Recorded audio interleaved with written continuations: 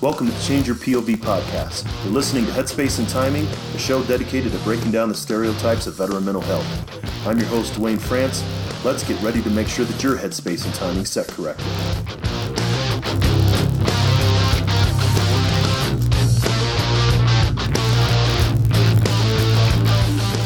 Hey everybody, welcome to Headspace and Timing. If this is your first time listening, then thanks for checking us out. As many of you who serve know, the M2 machine gun, the 50 cal, is one of the greatest weapons in the military's arsenal. The weapon's headspace and timing isn't set right, however, it's just a huge chunk of metal. Veterans can be rendered inoperable if their headspace and timing's not set correctly either. That's my mission here, to raise awareness about veteran mental health and reduce the stigma against seeking support. Each week we'll talk about different aspects of veteran mental health and interview mental health professionals that are working with veterans, service members, and their families around the country.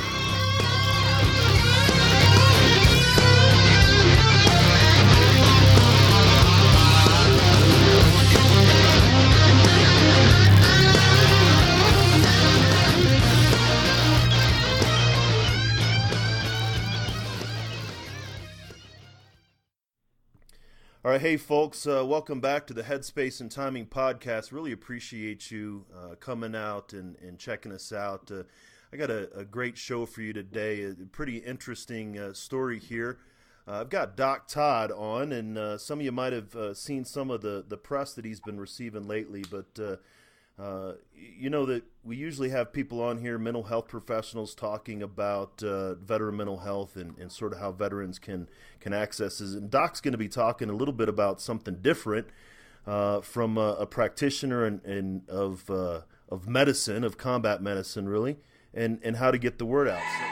The struggle is real, found a feast and lost a soul. Eventually my drinking, it got out of control. There in darkness I roam, struggling to find home. See, suddenly death didn't feel so alone. 22 a day, destination unknown. It could have been avoided if you picked up the phone, but now you're gone, so I guess all we get is the tone. Nothing but bone weeds, overgrown, pushing up stones. I've triumphed over enemies, co-creating enemies. Broke out facilities that tried to put an end to me. R.I.P. I'd rather grind in tranquility. Authentic tendency, embrace my ability. So, Doc, thanks for joining us today. Yeah, man, thanks for having me. I appreciate it. Yeah, absolutely. So I guess I'd like to start out to hear a little bit about your story, your military background, and we'll just go from there. Yeah, so I was a Navy corpsman, a.k.a. Doc. I was attached to 2nd Battalion, 8th Marines Echo Company out of Camp Lejeune. Spent the majority of my career with them. I did do some time with some Navy Special Warfare attachments, and deployed in Afghanistan in 2009 as part of Operation Kunjari, which was this past June for Strike at the Sword. But really, we were the initial invasion, as you will, from a battalion or MEB level, like troop insertion into Afghanistan. Obviously, we had special forces there prior to that, but really part of that change in direction away from Iraq and towards Afghanistan. It was the largest helo-borne insertion of Marines since Vietnam, and we got in there in the Helmand River Valley and tried to make some things happen. Yeah, I think that I was looking at that, and you were there when I was up in RC East, and I think that probably couldn't have found any more kinetic regions going on 2009, 2010 than either down where you guys were at in the Southwest and then up in RC East in the mountains. Two totally different wars sometimes, though, right? Yeah, man. I mean, it was, from everything our leadership was telling us, it was the most kinetic, operation that had ever taken place in Afghanistan as far as, just the overall level of kind of expansive war activity and violence. And, it was an important time in the conflict. I mean, 2009 was Obama's first year in office. Like I said, I think it was a major shift in focus away from Iraq and towards Afghanistan. And we, they dropped leaflets, from what I understand, just kind of letting the civilian population know, hey, we were coming and we meant business. And, we had 2 chopper waves come into the Helmand River Valley, and within 30 minutes to an hour of that second wave hitting the deck, we were, kicked off a 9-hour firefight on our first day. So, yeah, definitely really, it was ripping and rolling. There's no question about it. So when you enlisted in the Navy, was that always the intent? Is you wanted to be a corpsman for the Marines, or how did that come about? No, I actually wanted to be SWCC. I don't know if you're familiar with SWCC, but it's Special Warfare Combatant Crewman. It's a I guess you would say a type of special forces within the Navy. So the Navy has EOD, they have SWCC, they have divers, and then they have obviously Navy SEALs. It's, a Special Warfare Combatant Crewman is kind of like the, smaller fast boats with, heavy caliber weapons. They do a lot of insertion and exertion of SEALs into high value target missions and stuff like that. They're really kind of like a cool security transport for the Navy SEALs, I would imagine. I never actually got to do that job because I was colorblind. So when I went to contract SWCC, they said, yeah, you're colorblind, you're not going to be SWCC. And I was like, well, great. What can I do? And they gave me 3 options. One was like a postal clerk, and then the other was like supply and logistics. And they said, or you could be a greenside corpsman. And I was like, all right, well, shoot, I'll take that one. So, I had to choose right there in MEPS. I was, or whatever it is, the military enlisted, probably, I guess it is MEPS, yeah. So I was sitting in MEPS, and I found out I was colorblind through the medical processing part of MEPS, and I went from wanting to go in as a SWCC to going in as, a corpsman. So it was, I just knew I needed to join the military. I wasn't really all that focused on, what I was going to do. I thought that the broader decision to join the armed services was most important for me. So I just adapted and chose what I thought was the coolest of the 3 options and kept it moving. I'm glad they gave you some better options than I had, Doc, because when I joined back in '92, they found the same thing, actually. And they said, you're colorblind. I said, heck, all I wear is black anyway, so I never noticed. But but I didn't have the luck that you did, or the options that you did. They said, well, you could be mortuary affairs, or I could be like that. You were talking about like laundry and bath or something. Then they said, well, or we'll give you some money to go be a truck driver. And I said, oh, I'll change my job anytime. I'll take that one. And 22 years later, that's still what I was. But looks like you got a better end of the stick. I don't know, man. It all depends. Like I talk to people all the time about their military service, and I was like, really, we're too hard on each other sometimes about like what MOS you had or like what conflict you were involved in. It's like everybody's trying to, measure themselves against other people, and they say that comparison is the biggest killer of joy anyway. And I found a lot of truth to that in my life. Like, I ended up in one of the most violent operations in Afghanistan, but it's not something that I set out to do. It's not something that I had a whole lot of control over. I mean, I did choose to be a greenside corpsman. I wanted to be FMF. I wanted to be with grunts. I knew that came with danger, and I answered the bell. But like, there was no way for me to know that I was going to end up in 2-8 right before a major offensive, right after a major political change of the guard and a shift of focus and blah blah blah blah. We could just say a million different things. Like really, I did the same thing that anyone else does, is just show up and try to do my job to the best of my ability. And ultimately, my job called me to Southern Afghanistan, and we tried to really contribute at a really high level while we were there, and certainly feel like we did that. I like that idea. You said, being comparison, being the biggest killer of joy. I think that we do that a lot. In some instances, we compare ourselves as far as, like you said, whether corps or, service to service, but we also compare ourselves sort of negatively to those. Like, we don't like to be called heroes, right? We don't like to be seen as having done heroic stuff, right? Well, it's just like, I don't know. I think that comes from like I think we're all kind of self-conscious to some degree because we all know someone that's bigger and badder than us. Like exactly. I know so many people that are like way more bad.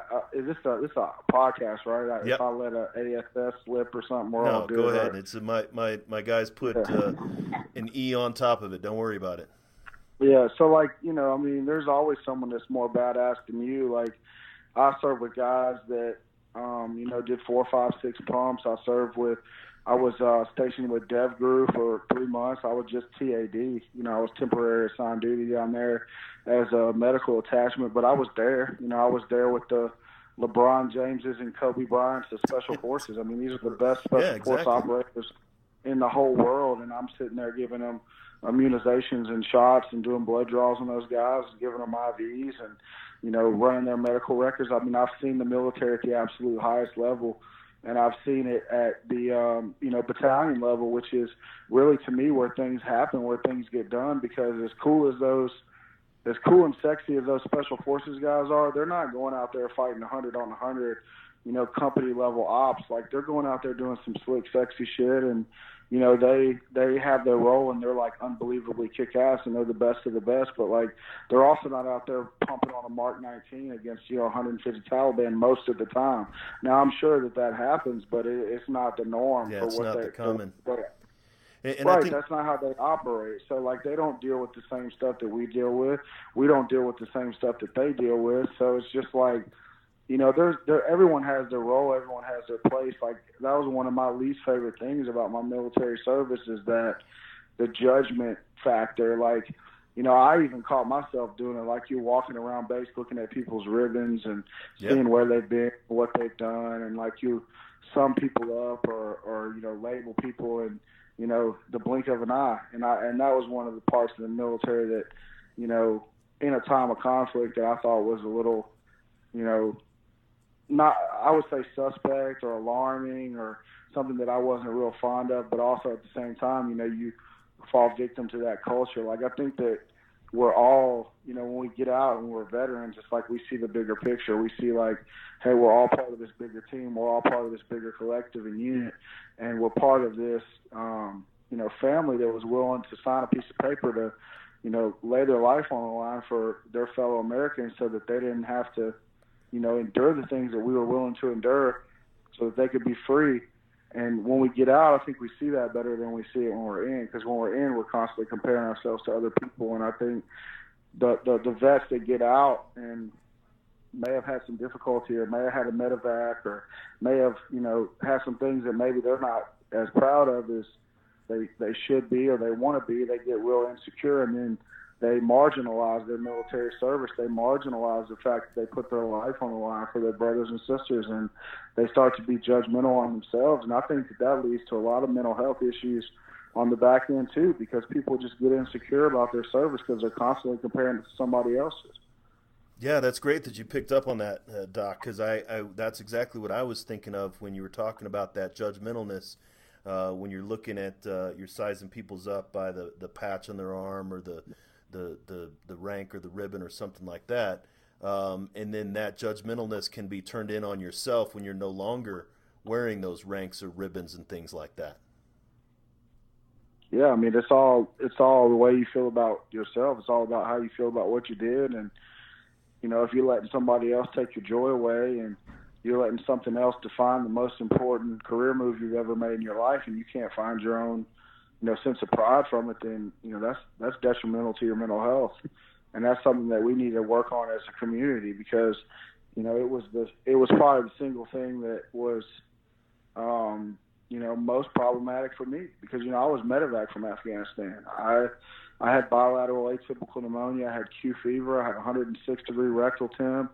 I was in ICU for 7 days. I fought my ass off over there for, you know, the whole first half of our deployment, and I got sent home. I got sent back to Germany. I was in Bastion and Bagram. You know, there are hospitals there on Bastion and Bagram in ICU on, you know, full-blown oxygen, intubated, you know, on knocking on death's door, and then ultimately, you know, got sent back to Landstuhl in Germany, and then, you know, back stateside to Portsmouth Naval Hospital. And I let that medevac, you know, be an asterisk on my military career. I let that define who I was as a warfighter for way too long, just because, you know, of the way Marines can be about, you know, hey, you didn't get shot or blown up. Doc, you got sick. It's like, well, you know, Doc almost died. Like, yeah, like no, big absolutely. time.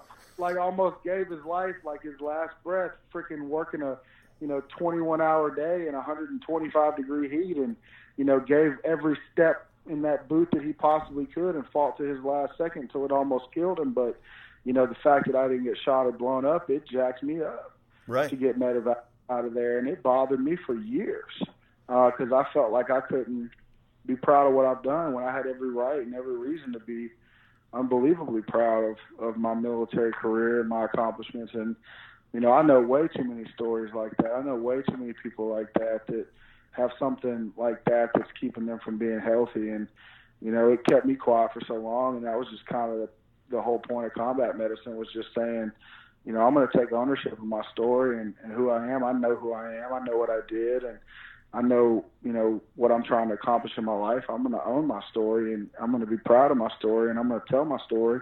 And hopefully it'll help other people that might be going through something similar. That's another really great observation there, Doc. When the veterans I talk to, we talk about that, and I say they focus on the snapshot of how it ended, right? They got this picture of how it ended, and they allow that snapshot to be the defining moment instead of looking at it as a whole film, right? Is the whole, option or the whole view of what was going on over there. You had half the deployment, but that one instance of medevac, that getting picked up out of it, that defined, that carried more weight than all the other stuff that you did.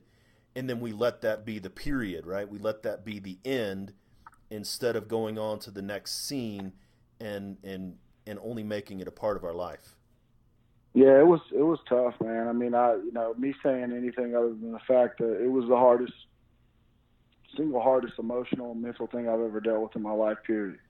End of discussion. Like, there's nothing in my life that was more difficult to deal with than that medevac, and the way it made me feel as it pertained to comparing myself to the other guys in my unit, or wondering what they thought about, my deployment and my service, and did I still belong? Do they still call me brother? Do they this and that? And, ultimately it was just a whole lot of, we're our own worst critic. Ultimately Absolutely. It was mostly in my head. I mean, 99.99% of it was in my head. I mean, and it's just like with anything, we've got this book coming out. We've got an album that just came out. It's a nationally acclaimed album.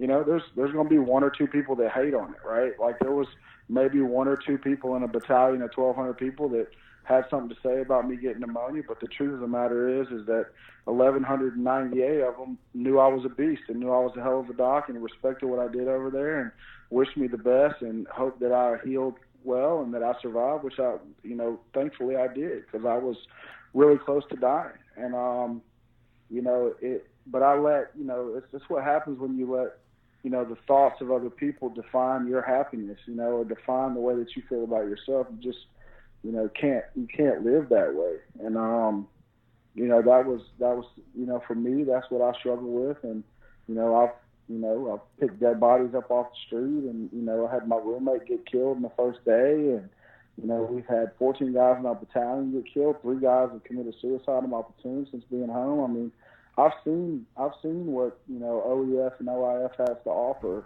I've been through it, and of all the shit that I've seen and all the firefights I've been in and the friends that have been hurt or killed or whatever, the hardest thing for me to deal with was the fact that, I got medevac for pneumonia instead of getting shot. And, that's just so stupid when you really look at it. When you take a step back and you really look at it, but the human heart, the human soul, the human mind, it's a fragile thing, especially when you're, dealing with death and you're dealing with violence. I mean, if I can help people to, take some pride in their story and take some pride in, their willingness to lay down their life for their country and to be there for their brothers and to, understand that they have a responsibility to move forward and that they have a responsibility to, not fail the rest of the way, then, that, to me, that's a life well lived, and that's what we're trying to do. Yeah, and about that message, Doc. I mean, you're still tending to the troops, right? The mission has carried on. You're not giving them moleskin and tell them to change their socks. Well, you are, kind of in a different way, right? Drink some water. Yeah, take some ibuprofen, devil dog. Come on, man. I mean, that's yeah. I know docs. That's how I've got a doc that takes care of me. That's what she often tells me, to make sure I change my socks and take ibuprofen and drink water. But that's Yeah, what you're but still Doc, doing. I cut my thumb, Doc, but now you still need to change your sock. Yeah, like, I mean, no, it's the same mission, right? I mean, it's the same mission. It's just a different platform. I think, you know, I have the potential and the capacity to save a lot more lives doing what I'm doing now than I ever did on the battlefield in Afghanistan. And you know, it's just, you know, the mission hadn't changed. You know, I'm still trying to take care of, you know, my Marines, but at the same time, I'm trying to take care of all branches of service now, in the sense of, I just want, if I can offer them any kind of hope or any kind of vision for their future, that's all I'm trying to do. But it's not about me. I'm just a conduit for the information, because, you know, there's so many people out there in the veteran space that aren't telling the truth. And I think that hinders our progression, because everybody's so caught up on, you know, being hyperbolic and, you know, doing X, Y, and Z and trying to, you know, fulfill some, you know, veteran narrative that's out there, that there's not a lot of, like, veterans out there that are just really, really just getting out there and telling their story and, you know, showing their vulnerability as well as their strengths. And I think that transparency and that authenticity that, you know, we've exhibited through combat medicine is resonating with people, because, you know, it's not all, everybody's not, you know, some Marcus Luttrell or Chris Kyle, and everybody's, you know, dealt with different shit. They just want to hear the truth, you know what I mean? And it gives them voice when somebody's telling the truth and not trying to, like, have some kind of, you know, ulterior motive or, you know, something that they're trying to do to accomplish something in their career. Like, this is really about y'all. Like, this is really about the guys and the gals. You know, it's not about me. It's just about having this certain little ability that I've been blessed with in music, and trying to utilize that as a platform to tell other people's story. And that, you know, you said it took you a couple of years, though, to get the message out there. What was it that finally that made you decide that you wanted to get this message? And you say it's not about you, but to really, in some ways, I guess, help you personally to be able to get this message out there. Yeah, it was definitely cathartic. Like, there's no question about it. Like, and the funny thing is, you know, and I'm not gonna lie to you now. Like, I'm hurting more mentally right now than I have been in years. And to answer your first question, what made me go record combat medicine and do that record was, I had, you know, turned around my life. I had kind of compartmentalized everything that happened over my military career, which really worked for me. And everybody says, don't compartmentalize the crap you went through over there. Get it out, deal with it, blah, blah, blah. And every time I tried to get it out and deal with it, I just got less and less mentally healthy. I was just it was more and more a problem. Every time I tried to address the issues in my mental health, it's like I got less and less healthy. So I said, you know what, screw it. I'm just going to compartmentalize it. I'm going to get up and I'm going to move on with my life. And I did that, you know, and I went to school on the GI Bill, and I was working at Piedmont Hospital, and I kind of put that stuff in, tucked it away in the side drawer or whatever you want to say. And I messed around and, you know, graduated second in my class at Georgia State, and I was a salutatorian, studied economics and public policy. I went and got a job in wealth management. I got married. I had 2 kids. I was, you know, an up-and-coming, you know, person in the financial planning industry. I was, you know, getting the accolades and stuff there, and I was really, really doing well. And, you know, 3 of the guys from Echo Company, from Weapons Platoon, had either died, you know, due to overdose or suicide. It just probably depends on who you talk to. But, you know, 3 guys from the Weapons Platoon that I was in had, you know, committed suicide since we got home. And I had, as part of what I did in wealth management, I did, you know, brokerage products and investment products and retirement planning. But I also did, and, you know, institutional grade fixed income. But I also did insurance as well. And there was a former NFL player, I won't say his name, who was a wealth management client of mine, and he had $50,000 of life insurance when I met him. He had 4 kids and he was married. And I said, buddy, you need a lot more life insurance than what you got.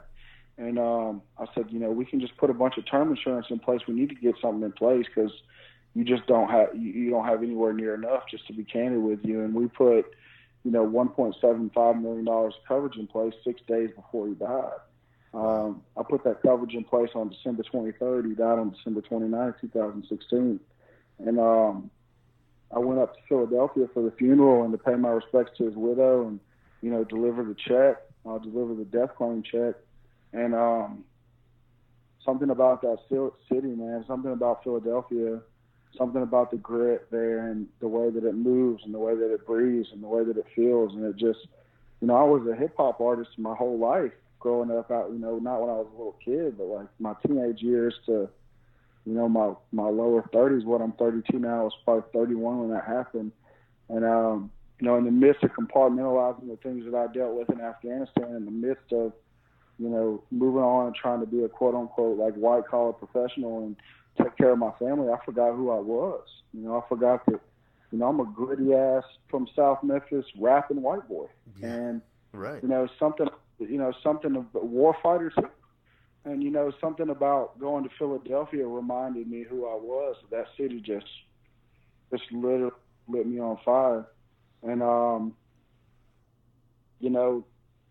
if you hear a beep, that's my mom trying to come in on this call, but I'm going to just let it. There's no decline button for some reason, but you might hear a beep. Don't worry about it. If mom comes in, we could talk to her too. It'll be all right.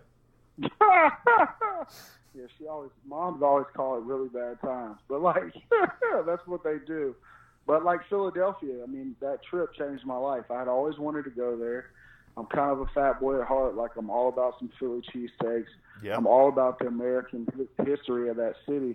And just something about that city just reminded me that, I don't have to try to be somebody that I'm not. Like, I don't have to try to, be what the world is telling me I should be. Like, put on a suit and a tie every day and, go do X, Y, and Z. And here I am doing the most important thing that I'll ever do in, this financial planning career. And it wasn't enough for me. It wasn't enough for me to go drop this check off. It wasn't enough for me to, support this guy's family. Like, I was like, I got family that I'm not taking care of from my last job. I need to try to help them. And, something about Philly, man, it just lit me on fire. And I called my brother.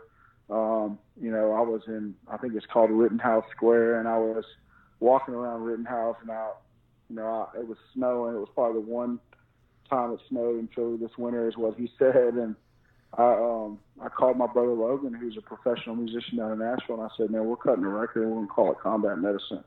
And he said, hell yeah, let's do it. And, I left my job a couple months later, and, I did all the pre-production for the record, and we went down to Nashville and we put it together. And, you've seen what's happened since. We've been on scene. We got CNN this week. We've had NPR, CBS, the cover of Stars and Stripes. We've, had a lot of great things happen. And it's resonating with a lot of people because, we want to get this number down. We want to get these suicide numbers down. We want to empower people's lives and, help them try to, understand what they've been through, I guess, and just help, I guess. Just to keep it simple.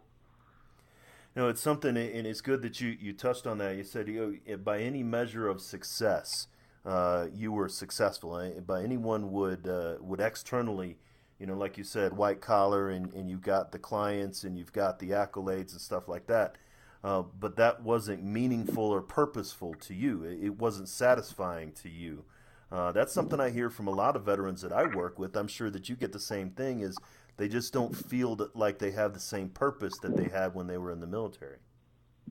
Yeah, no, there's a song on the record about that called I Disappear. And, one of the biggest challenges for me coming back from Afghanistan is this idea that, feeling like the most important and most relevant days in my life professionally are behind me. And, that's a hell of a, now I was a little bit older, I was 27-ish, 28-ish, I guess. Maybe that sounds about right. Maybe 26, but I think I was 27, 28 when I got out. And, and there's a lot of guys that are 23 that are wrestling with that question. Like, am I ever, like, they want to get out and they want to go get their education and they want to do something different. They want to move forward in their life, and they're sitting here in their early 20s asking themselves if they're ever going to do anything that has as much value as what they just got done doing. That's a really terrible question to be asking yourself in your early 20s. If I'm ever going to do anything that's going to measure up to what I've already done. And that's a real emotion. People go through that emotion. Like, so that's something that we need to articulate. That's something that we need to talk about. Like, especially if your values point you to a place where you say, hey, we put this on, the highest level of respect and esteem to fight for your country.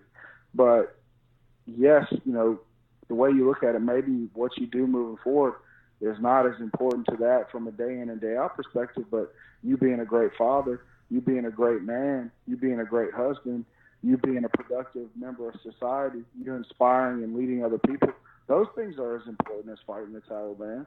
Those things are arguably like more important than fighting the Taliban. So, you know, you got to find meaning in what you do moving forward, and it doesn't necessarily have to be your occupation. You know, you just have to reattach meanings and importance in your life and not devalue, you know, these 60 years that you've got out in front of you because you happen to do something, you know, that was just of the utmost importance early in your adult life, you know. So we don't articulate that enough. We don't talk about that enough. That's something people need to talk about.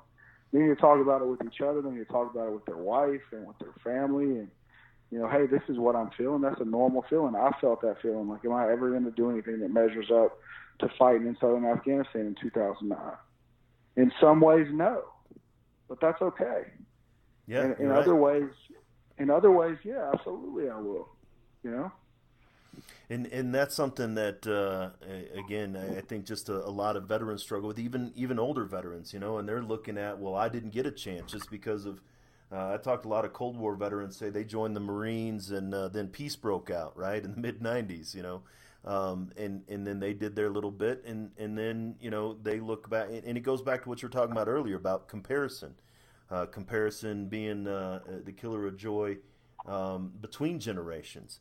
You know, I heard a story one time. What are those guys supposed to do? Like, I've heard that so many times too, man. Like, while I was in during peacetime, and they cower when they talk to me about military stuff because they didn't fight in a war. And it's like, bro, like, I mean, how the hell are you supposed to control what years you were in? Like, exactly. And I understand that they're trying to be reverent and they're trying to show respect, but they have to also realize, you know, the negative self-image that they're portraying when they do that, and that they're demeaning their own service by doing that. And it's not that they went through the same thing that I did or did the same thing that I did, but they sure as hell didn't do anything wrong by happening to be in the military when there wasn't a conflict. I mean, you know, that's just, I've seen more people, you know, feel a type of way about that than I would care to count. And I just think it's, you know, it's unnecessary. It's unfortunate, but it comes from the military culture. I mean, I know it permeates the Marine Corps. I don't know about the other branches, but like the Marine Corps is all about like POG versus not POG, combat action ribbon versus not combat action ribbon, how many pumps versus how many pumps. Like, it's a constant, like, you know what measuring contest with those guys. And it's counterproductive to people's mental health. And I get it when you're in the mix and when you're in the fight and when you're on active duty, but shit, when we come home, and people got to drop that. That's just ridiculous. Some of that stuff is just ridiculous. And, you know, it's just the culture of the Marine Corps. And I guess it's just the culture of a lot of different, you know, branches of services and MOSs. But, you know, people don't know. Like, I didn't know when I joined the Navy what I was going to do. I wanted to be SWIC because it seemed cool to me. I was a kid. Well, you didn't know, right? You had no clue. Yeah. Like, yeah, sure. Like, this boat goes 100 miles an hour. It's got a 50 cal on it. You get to drive SEALs around. It's like, that sounds pretty damn cool. Let's do that. You know, but I probably would have saw way less combat as a special warfare combatant crewman than I would have as a corpsman. I didn't know that. I figured that if I was SWIC, I'd be doing all kind of crazy stuff. But, I mean, when's the last time you heard about some SWIC guy in the news doing some heroic shit? I'm just being real. Nothing against SWIC. Right. But, I mean, like, when's the last time you heard about that? I'm sure it happens, but I hadn't heard about it. You know what I mean? So it's like my perceptions were so far off of reality anyway. And what really happens out here. So I didn't know I was going to end up with 2-8. I didn't know I was going to have my roommate get killed on the first day. I didn't know we were going to lose 14 guys in our battalion. I didn't know we were going to have 7+ guys commit suicide since we came back. I didn't know any of that stuff. You know, I didn't even know if I would end up in the war. I joined the Navy. I mean, some people say I was a punk because I joined the Navy instead of the Marine Corps, or the you know, Navy instead of the Army. It's like, oh, if you join the Air Force, you're a punk. Like, it's just like, you know, people, it's just crazy. I mean, that kind of stuff that kind of stuff almost cost me my life, you know, and I fought in Afghanistan heroically. I dropped rounds in Afghanistan. I went on patrol in Afghanistan. I stood watch in Afghanistan. I fired my weapon in Afghanistan. I treated, you know, combat casualties in Afghanistan. I did all that stuff in Afghanistan, and that mentality, that mindset almost cost me my life because I was so worried about what other people thought about my service. And, you know, I don't know. I don't really know any other way to put it than that. And we all deal with it. I hear about it all the time. I still hear about it all the time. Now, the difference, I think, what you're doing, Doc, is you're talking about it. You're getting the message out there, and if we're not going to waste the opportunity to spread the message that we're trying to send. I heard a story one time. A colleague of mine said he was on a flight. This was a veteran, and he was on a flight, and he had seen a young Marine get on the aircraft, and he sat next to an older Marine, an older gentleman, obviously in his his late 50s or 60s, wore the Marine Corps hat, the silk satin red jacket. He was all about his Marines, right? And for the whole flight, that old Marine, all he did was talk about the 3 years in his life that he spent in the Marine Corps in the early 80s with that young Marine. And my friend was like, how much more could that older Marine have spoken into that younger Marine if he would have given him the 30-year history of life after the Marine Corps, right? Mm-hmm. Yeah, I mean, it's like it's almost there is some piece of it that, this could be offensive to some people, but that's okay.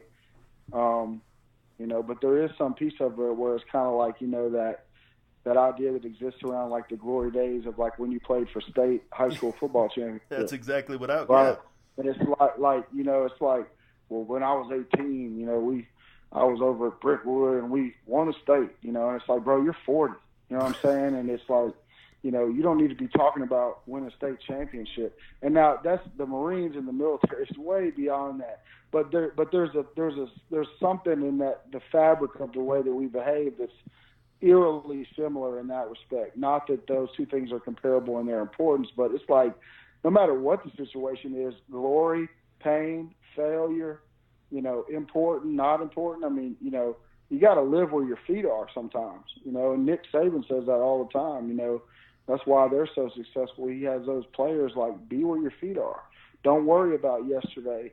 Don't worry about tomorrow. Worry about being the best that you can be right now, in this moment, in this second in time, and just give it what you have and be where your feet are. And I think in the military, and one of my good friends, he played for Saban, and that's why I know that he says that all the time. But we don't live where our feet are enough. We look back too much, and we look back on our service, not that it's not to be admired or revered, but like we have responsibilities today. We have responsibilities, for our families. We have responsibilities for our own physical and mental health. We have responsibilities to our job. And it's one thing to honor something that's very, very important and to look back on it and to reminisce and to use it as an opportunity to grow and to have it even help define and shape the rest of our lives. Because I tell people all the time, some of the haters that get on us, they're like, oh, well, you're utilizing your military service as a means to be successful. And I said, hell yeah, I am. What are you talking about? It's like, that'd be like you saying that'd be like going to Harvard and not putting it on your resume. Right. You know what I mean? Like, oh, I graduated from Harvard, but I'm not going to tell anybody. It's like that, that's how important, our service is, more important than that even. Like, of course you need to utilize it as a catalyst for your future success, but you also need to be focused on what you're doing today and what you hope to accomplish tomorrow and not be stuck in the past. There's a fine line between honoring the past and getting stuck in it. No, you're absolutely right, and that's a lot of the veterans that I see. They do get stuck in the past, and they want to go back and retread those paths and redo, and hit the reset button. Like you were talking about, is I wish I could have, or if things would have been different, not realizing the gravity of what happened with you. Oh man, it tore me up, man. I'm hurting now because you said this.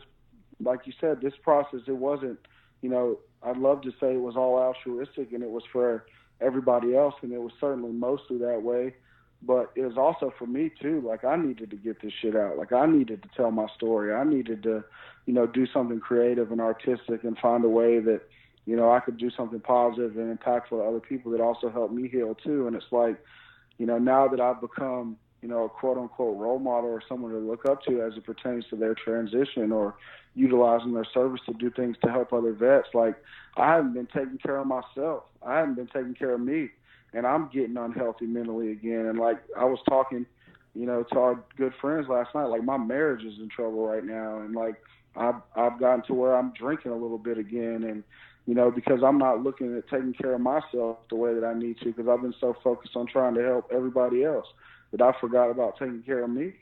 And, and I had one of my good friends, Jim Connor, tell me last night, he's like, you're hurting, bro. Like, you're really hurting. Like, this project is taking so much out of you. And I was like, it has, And he's like, you got to practice what you preach. Like, if you need to go get help, you need to go get help. And, I might need to go get some damn help right now, and just because I gave a lot emotionally, mentally, and spiritually to get this book done and to get this album done and get it out to our guys and try to help them to heal, that it almost like cut me in the process of doing that, So, but some of it, I think, is the fact that I opened up a lot of the boxes that had been put away. And I was really good about taking that stuff and putting it away somewhere and just not dealing with it. And now I don't have. That's a big challenge when you start to open up these things. And I talk about guys about opening up a duffel bag that you left locked in the back of the wall locker or something.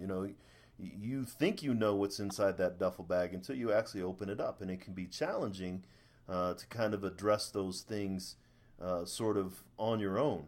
And just the honesty right there that you have of saying, things aren't all is rosy and maybe the way it seems. I think that's another thing that a lot of veterans get caught up in, is trying to help other veterans and pouring so much into other veterans that they're really hurting themselves sometimes. Yeah, and everybody also thinks we're making money too. Like, everybody assumes that because I'm on CNN or NPR that we have an album that's getting national attention that I'm making money. Like, I'm not making any money. Like, I hadn't made any money.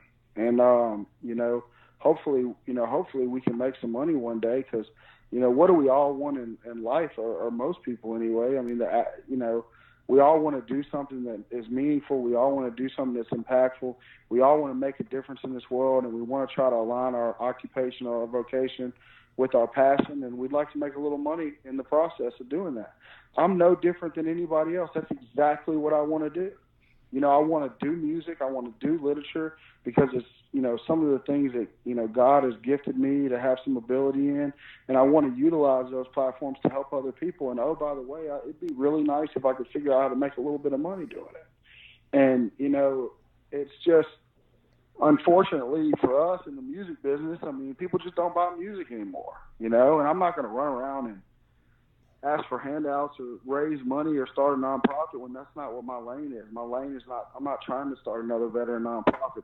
We have plenty of those. I'm trying to refer people to the right resources. I'm trying to be a catalyst for change in their life. I'm trying to let them know that they're not alone. I'm trying to, use, my musical leans and my leans in writing to, help inspire that change in other people. And it'd be really, really nice if we could figure out how to make a living doing it. And, I think there's a lot of assumptions going around in a lot of different platforms and a lot of different places that just aren't true. And it all starts with a lack of transparency. Like, people just aren't telling the truth, and it's just like in hip hop. Like, I'm in hip hop, right? There's all these rappers, they say they have money. They ain't got no money. They're sleeping on somebody's couch. Trust me, nobody's buying music. Nobody's buying music. We've streamed our content hundreds and hundreds and hundreds of thousands of times. We got 4 national news stories. I've sold 112 albums. People just don't buy music anymore. So, I mean, any step in life, anything is gonna have difficulty. Anything of value, and standing back up and making something meaningful out of your life and trying to step into your passions and create a vocation where you can serve and take care of your family at the same time. That's the fight that we're all fighting. That's part of being human. It doesn't have to be veteran. That's human. So, That's all I'm trying to do. And I know that there's a lot of other people out there trying to do the same thing today. So, we just want to try to help people do it. One thing that you said in there, Doc, was, everybody's trying to build the houses, right? Everybody's trying to build the bases and build the FOBs. But there's not enough scouts out there pointing the way back to the FOB. And because a lot of our brothers and sisters just wandering around in the wilderness, and there's these nonprofits. And I'm like you. I started a nonprofit and avoided it for 6 months. And the only reason I did was because I had grant funding that was offered to me that I couldn't use without a nonprofit. Because we need another nonprofit like we need another cloud in the sky. But there's not enough people like you that are out there talking about the real deal with veteran mental health and pointing back to the resources. The VA, to me, and I know that they do, and I'm just like kind of just being candid right now. Like, if the powers and the institutions that did give a shit about getting the suicide number down, then they can just put me on salary, because I promise I can help them do it. I can help them do it. I can help them do it through music. I can help them do it through art. I can help them do it through public speaking. I can help them do it through transition workshops. I can help them do it through film. I mean, the team that we have is unbelievable, but I'm not going to run around and ask people for money. Right.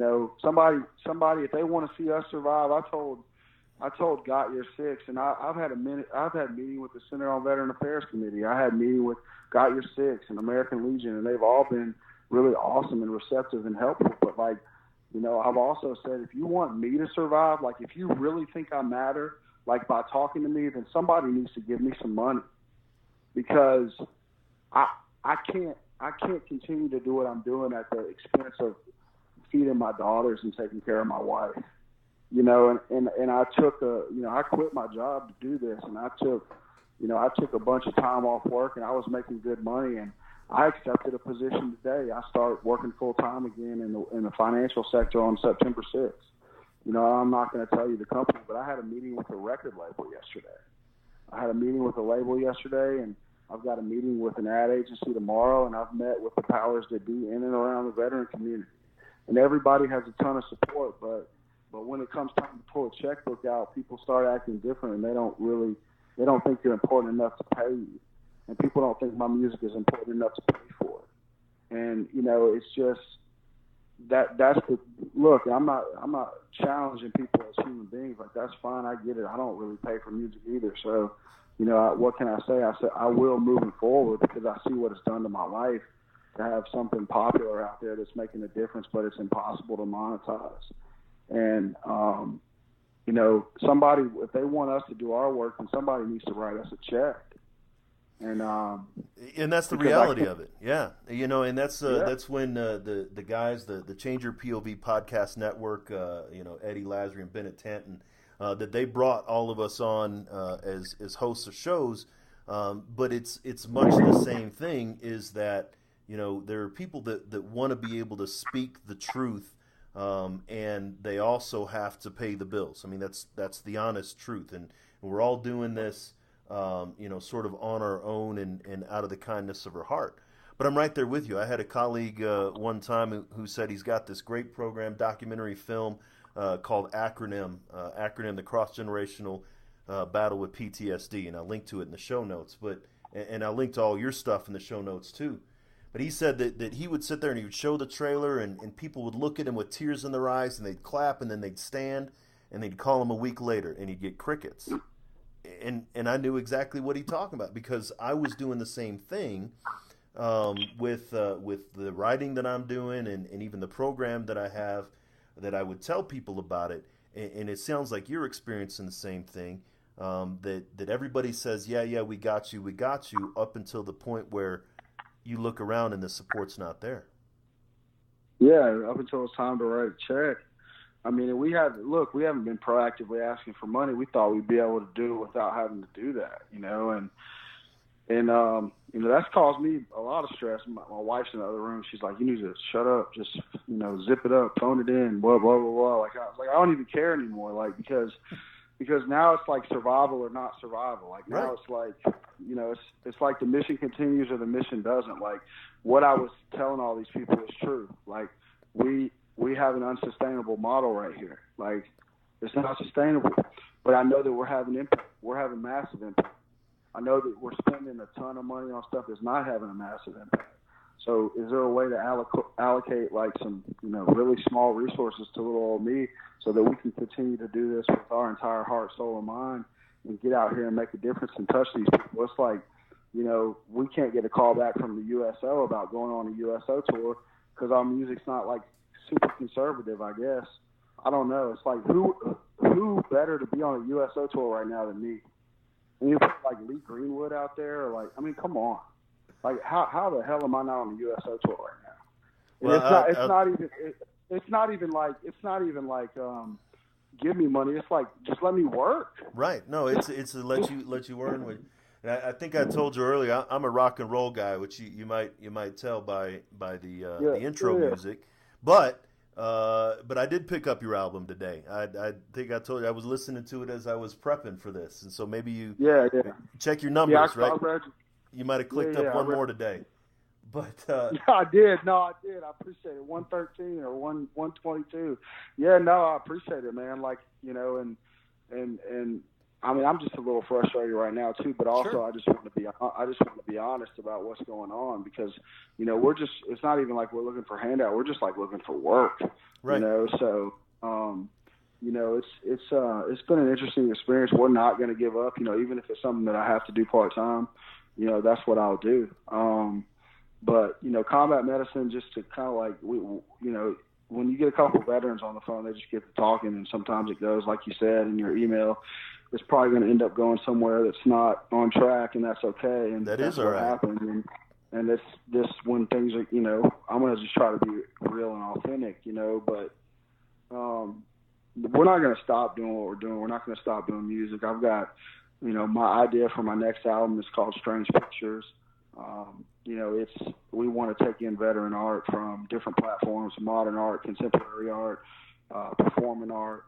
We want to take in, photography, pictures, and I want to do an album called Strange Pictures where we interpret this veteran art musically.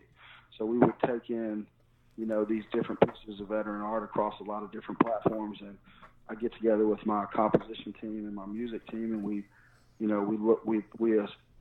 choose these pieces of veteran art, and then we translate them musically. We interpret them musically, and make the veteran art community, make it more inclusive. Because I was looking, inward to say, hey, what is how am I going to follow up combat medicine?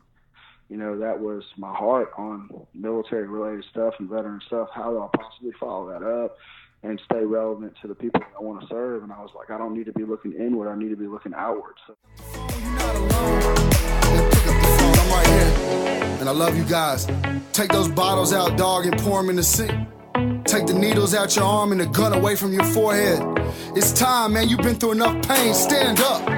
It's time to stand back up. All my veterans, man. Army, Marine Corps, Navy, Air Force, Coast Guard. Get up, So there you have it, folks. Thanks for checking out that conversation between me and Doc Todd. I think this was a message that really needs to get out there. And as he mentioned in the prologue, one of the first tracks on the Combat Medicine album, he says that victory is won through many counselors, and that's a quote from Proverbs 11:14. If you're looking for that, but if we're always looking for the same counselors, if we're always listening to the same message, then we're not getting the information that we need. And Doc Todd is really getting it out there in a different way, in a very important way, and we're talking about reality here. If you want to connect with Doc Todd, you can find Combat Medicine, the album, on iTunes, on Spotify, on Stitcher, on just about every other audio platform that you find music on. You can connect with Doc Todd across all social media platforms. He's on Facebook, Instagram, Twitter. All of them are at therealdoctodd.com. And you can find out more information on his website at therealdoctodd.com as well. So remember, folks, we're only as effective as our headspace and timing. Veterans can be effective in their post-military lives, and that's a huge message that Doc Todd is bringing out to us. So please make sure your headspace and timing is set correctly. You know, I'm the only veteran that can make sure that I'm alive tomorrow morning, and you're the only veteran that can make sure that you're alive tomorrow morning. Each of us has responsibility for ourselves, so take hold of that, take care of that responsibility, and continue mission. We'll talk to you next week. The struggle is real, found a feast and lost a soul. Eventually my drinking, it got out of control. There in darkness I roam, struggling to find home. See, suddenly death didn't feel so alone. 22 a day, destination unknown. It could have been avoided if you picked up the phone, but now you're gone, so I guess all we get is the tone. Nothing but bone weeds, overgrown, pushing up stones. I've triumphed over enemies, co-creating enemies. Broke out facilities that tried to put an end to me. R.I.P. I'd rather grind in tranquility. Authentic tendency, embrace my ability.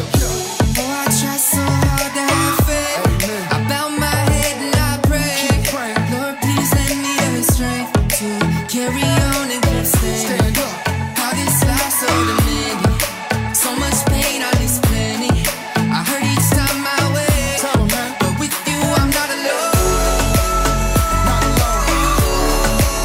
You're not alone. Oh yeah. And every time that I fall, I'ma call on you, get myself back up again. Without my Georgia girls, yeah, I'd probably be dead. Cause I'd be taking every nail that the VA said. Gave every shred, every last thread of my identity. Conquer my fragility, eliminate the enemy. Deliver me, God, from temptation. Tell me that this life is just a matrix. Need a facelift, back to basics. Vision LASIX, I only feel alive when I hear the bass kick. Oh, I try so hard to have faith. I bow my head and I pray. Lord, please lend me the strength to carry on and keep staying. Stand up. How this life's so demanding, so much pain on this planet. I hurt each time I wake, but with you I'm not alone. Not alone. Yeah. You're not alone. Oh yeah. And every time that I fall, I'ma call on you, pick myself back up again. Yeah, just pick up the phone, you're not alone. Just pick up the phone, you're not alone, man. Just pick up the phone, you're not alone. Yeah, pick up the phone, I'm right here. And I love you guys. Take those bottles out, dog, and pour them in the sink. Take the needles out your arm and the gun away from your forehead. It's time, man, you've been through enough pain, stand up. It's time to stand back up. All my veterans, man, Army, Marine Corps, Navy, Air Force, Coast Guard. Get up, you know. Oh,